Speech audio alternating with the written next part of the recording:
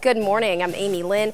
Each year, millions of wild animals are captured from their habitats or born into captivity to be sold in the exotic pet trade.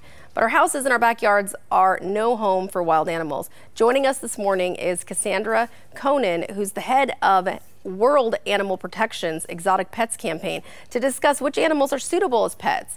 Thank you so much for being here, Cassandra. Thank you. How are you? I'm doing well, thank you. Okay, so tell us, what should families consider before adopting a pet? That's a great question. I think there's a number of things you want to consider. Certainly, if you're giving the animal away as a gift, things you need to consider are: can I give this animal the best life possible? Is this animal going to be able to live its life fully in my home, or in my backyard, or with my family? So that's definitely one thing you want to think about. Am I able to find vet care for it? So is there a vet in my neighborhood that could help take care of this animal if something were to happen? And what's the difference between a wild pet and a domesticated pet?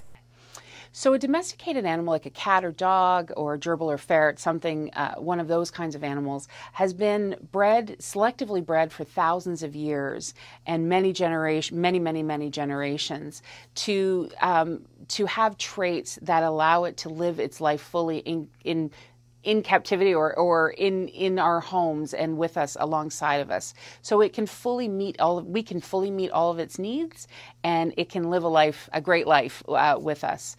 For a wild animal, that's just simply not the case. Many of them are caught directly from the wild. Are common exotic pets like reptiles wild or domesticated? We would consider them wild animals. Okay, so what should people that currently own exotic pets do? That's a great question.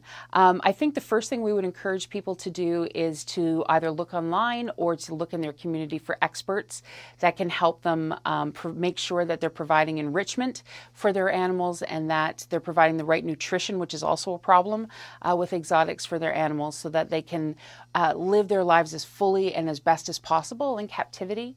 And we would obviously encourage them not to buy another one if they were thinking of that.